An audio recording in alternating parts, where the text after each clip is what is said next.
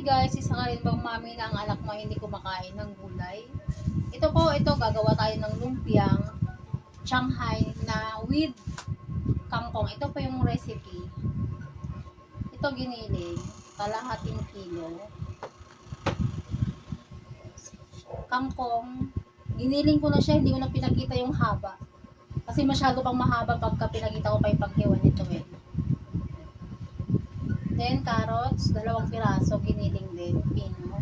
At saka, pinagsama ko na rin yung sibuyas at saka bawang. Pino rin. Then, kinchay, pampabango ito ng gagawin nating lumpia. So na guys, magpapahita tayo ng sa kalan. Tapos, ibigisa natin ito. Ilalagay po tayo ng mantika.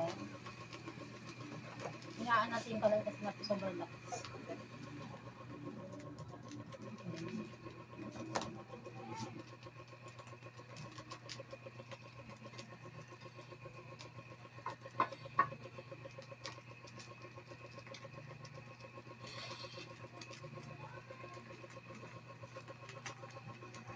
Ayan guys, may itay mantika. Umpisa na natin mag-gisa.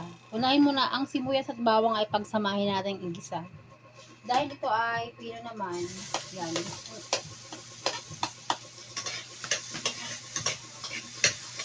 Hintayin po natin mag-brown ng sibuyas bago natin ilagay yung carrots. Isunod po natin ilagay ang carrots. Yan, medyo marami-rami yan para marami tayo magagawang lumpia. Haluin po natin hanggang maluto ng bahagya ang carrots. Dahil po tayo mga mami ay hindi rin kumakain ng mga ating mga anak ng gulay tulad ng kangkong. Ito po ang ginawa ko mami.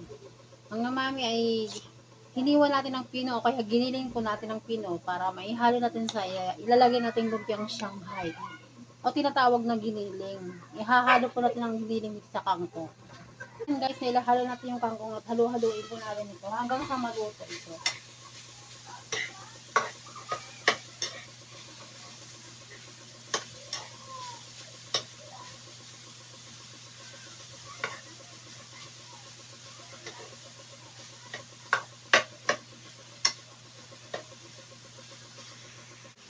Sunod na po natin ang giniling.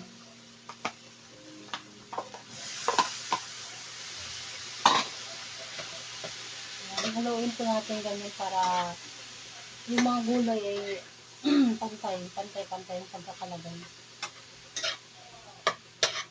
Ganyan lang guys ang magluto ng lumpiang Shanghai na may kangkong. Guys, isunod naman natin ang kinchay para bumango yung ating lumpiang gagawin. Halo-haloin lang po natin para magpantay yung gulay. Nilagyan natin ng 1/2 teaspoon na salt. Nasa inyo na guys kung gusto nyo pang dagdagan, depende na yan sa panlasa sa inyo. Lagyan naman natin ng pamintang durog. Ganun din isang 1/2 teaspoon na pamintang durog. Tapos halu-haluin po natin. Tapos lagyan po natin ng bechin. Yan, ito po.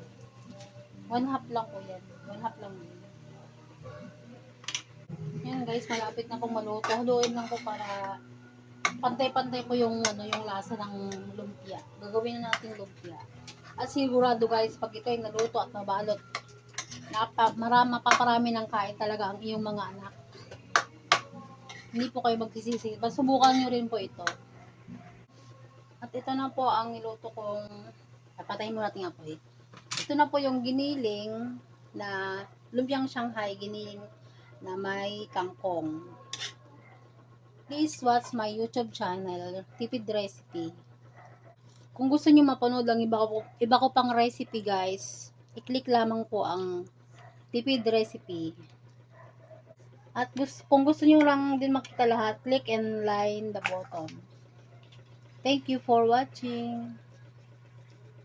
please like and share my video. At kung saan man nakarating ang aking niluto, pwede po kayong mag-chat. Salamat.